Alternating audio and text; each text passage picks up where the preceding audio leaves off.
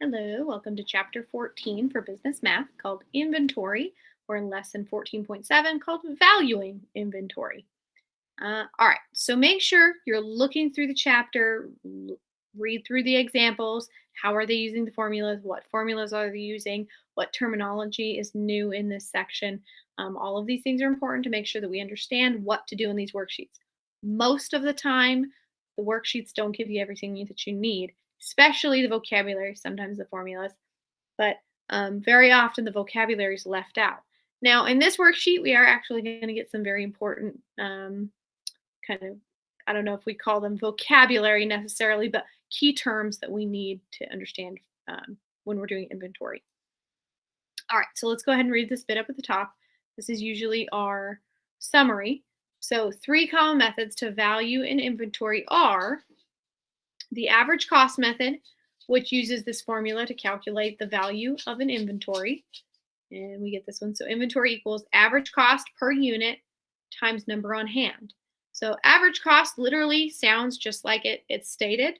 We add up all the different costs over a few different periods because sometimes the costs vary depending on what discounts we get, or maybe the cost is going up or down based on other kind of reasons there. So we add them all together and divide by the number of orders there were, and that tells us our average. And we can multiply that by how many we have on hand. It gives us kind of a basic inventory value. It's not the exact inventory value, it's our basic inventory value. There's also these two methods here. So we have the first in, first out method. So this assumes that first items to come in are the first items to go out. That is, the last items to come in are the ones still in stock. So this is very common when you have items that are perishable. That's first in, first out. Usually that's kind of why you would use that a little bit more. Maybe in a store setting, it doesn't necessarily have to do with valuing the inventory in that situation. It's more just about why you might push this item instead of the ones that just came in. And then we also have the second one here, which is last in, first out. So, and we just simply say FIFO or LIFO. We don't necessarily say the whole thing all the time. So, which assumes that the last item to come in are the first items to go out. That is, the first items to come in are the ones still in stock. So, just kind of the opposite. So, items that are still sitting on the shelf might be the items that came in a while ago, because the new items are the ones that we're pushing out there. So definitely not perishable items, hopefully sitting there on the shelf for that long period of time. But it depends too on the pricing there. So sometimes this might be pushed in accounting depending on the pricing. So if the price was lower at first, FIFO would be a little bit better as far as the pricing, because now the prices are lower. So the items sitting on the shelf now, the inventory is a little lower. We can make more money off of it if it's priced, if the value is a little lower, but we still get to sell it for the same amount. Or last in, first out, if the prices were a little better and now they're a little higher, same reason. We might want to push those items that were a little higher first, so now our inventory is valued a little lower. So it kind of depends on the reasoning why we want to do this.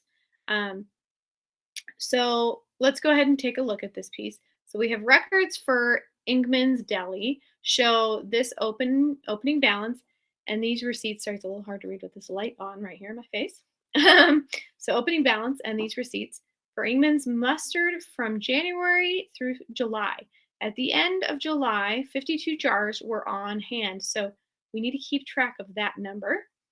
Find the total receipts, the total cost of each item, and the total cost for all items.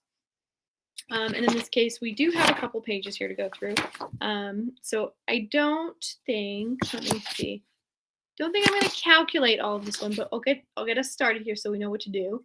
So first, they want us to fill in this table. So we have 60 that we received at $1.42 each. So what's the total cost? We received 20 more at $1.60. Sorry, $1.42 and then $1.60. I think I said $1.60 the first time. 40 at $1.55. 50 at $1.45, 55 at $1.40. So the price was different each time, it looks like. And we have all of our costs here. So the total cost, we would simply add this all together here. And then we would also, add all of our receipts together. So how many we've received. So we should have, quite a few boxes here filled in. All of these boxes. Sorry, these are ugly boxes. We should have quite a few boxes filled in here, right? I think I'm going to get rid of all that. That's pretty ugly looking. But we want to fill this table in. The only thing we're really not going to have anything written in is right here. That's going to be blank. So not that we couldn't write something in there. We could actually do the average cost method, which is part B. We could start to fill it in there if we wanted to, but they don't expect you to fill that in that spot. So this says, what is the average cost per unit? So really, you could use this column if you wanted. We need to add all of these together. And then we need to divide that by the number of pieces there were. So there's 1, 2, 3, 4, 5. We're going to divide by 5. So we are going to have a total cost. Again, the answer key doesn't actually ask you to put it in this little box, but hey, you have a box. You could definitely put it in there. So you add these together and then divide by 5 for an average. And that'll tell you, again, it's not I don't want to say it's not an accurate cost, but it's not completely accurate because the average is going to be in between. So some of them were higher, some of them were lower. So it's just kind of a middle average number, literally. All right. So once you get this number, this average cost per unit, then you're going to multiply it by 52 because that's how many we have on hand. And that'll tell us what the value of the inventory is right now on the average cost method. All right, so like I said, I'm not going to do all those calculations for you. I think a lot of those calculations are kind of simple, so I'm going to let you guys do that one. Let's go to page number 2 and take a look here. So we're doing the exact same thing on this table. We're going to add straight down to know how many we've received. We're going to multiply across to know how much each day or how much each invoice is. Well, not invoice, how much each order was. And then this is the total invoice, right? Here. All right. So once we have this filled out, then we're going to use the average cost method to find the value of the inventory for the storage racks if only 15 are remaining. So again, we need the average here. Sorry, there's something under my desk. So I would add them together and then divide by 3. That gives me my average cost per unit. And then I can multiply that by 15 so that I know what the value of my inventory is using the average cost method. So remember, there's those 3: average cost, FIFO, or Lifo. So far, we've only used average cost method. Down here, number 3 is actually going to have us use all 3 methods.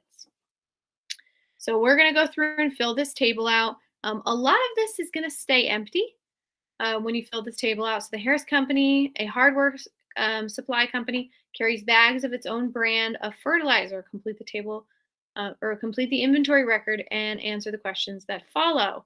So if I received 50 and they cost me $9.65 each, I'm going to multiply, and then that's going to give me my total cost. And I have 50 of them. So I just bring that 50 over. And then on the 5th, I issued 30 of them. So I'm going to take those 30 away from the 50. And that's going to give me my current balance or current inventory amount. And now I ordered another 38 at $9.75. So they were a little bit more expensive this time, possibly because I didn't order as many. That could be why the price is lower. I didn't hit the kind of discount threshold there. So that's going to give me another total amount here. So again, we have this box filled in, and we have this box filled in, and this one. So these are the only ones we have filled in so far. We're not filling in all these other pieces here. There's nothing to put there. So now at the bottom, we are going to have a piece here because whatever our balance was on the 5th, well, we just added 38 more to that. Make sure you add 38 more here. That's going to give you your new inventory amount. Now we issued another 30 on the 15th, so we're going to subtract that from the previous balance, and that's going to give us, again, our new inventory amount as of April 15th. Now we just received another 72. The price is still going up, so something else is going on here. It's not necessarily a discount issue. Maybe the supplier is just increasing the pricing. It's just sometimes that happens. So we're going to multiply, and we're going to have the total cost again here. And then we're going to update our inventory. We're adding 72 more. Now we sold or issued another 10, so we're going to subtract again. Boom. All right, so now we have all of these pieces filled in. They do want you to go down and total how many have you received, and they want you to total the total cost. And those are the only two columns they really want you to total. It's not super clear that they wanted you to do that on here. So if you totaled each column, it wouldn't necessarily be a huge deal, but these are the only two they're expecting you to total. All right, so use the FIFO method to find the value of the Harris Company inventory. So FIFO, first in, first out. So that means that the stuff I've received, the most recent, is what's still on the shelf. That's the pricing I'm going to use. So I have, and I'm going to go ahead and fill this last piece in here because we need to know this number. So it doesn't necessarily help you unless you're going through the whole problem. You should end up with 90 here at the end. So what we want to do is, if we have 90 of them, I need to figure out how much they cost based on first in, first out. So 72 that we just received were $9.90. So I know I'm going to use those, right? And then I'm going to add, so I have 90 and I need 18 more, right? Because this was only 17. So 18 of them are going to be at the $9.75 price. So I'm kind of going backwards here. The ones that I received the most recently, those are the ones in stock. So it's 72 of the ones that I just received, and then 18 of the ones that I received back on the 8th. And then this will tell me, if I multiply and add together, this will tell me what the inventory value is using FIFO. Now we're going to use Lifo. So last in, first out. So this means that the 72 is gone. I've already issued that. I may have already issued the 38. We go back to the beginning. So the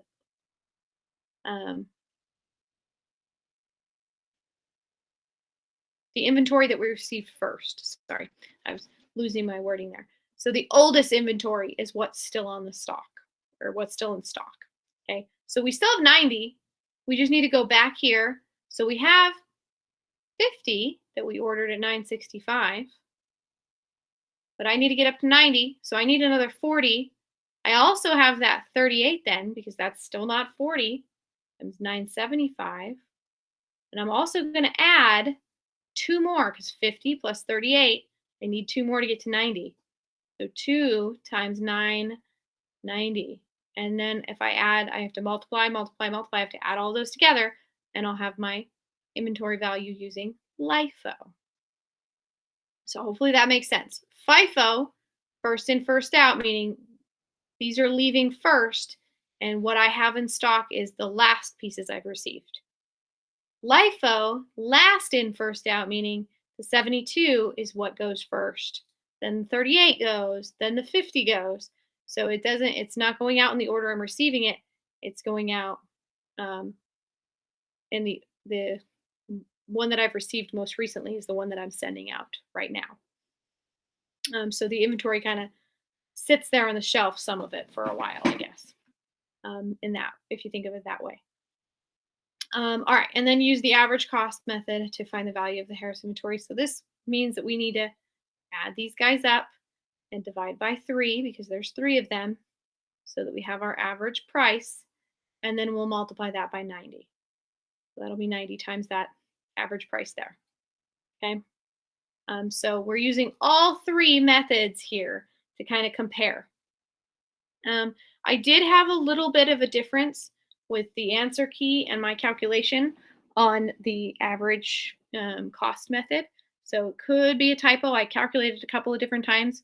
I wasn't sure if maybe it was a calculator issue, but I did it about 3 different times and got the exact same answer each time. So I'm pretty sure it might have been a mistake that they just it was an oopsie in the textbook there. So that's, a teacher tip too if you're going over this with your student and it's not matching. I believe that there's an issue with the answer there. So just keep that in mind. But, all right, I think I'm going to go ahead and let you guys finish that up, and I will see you in section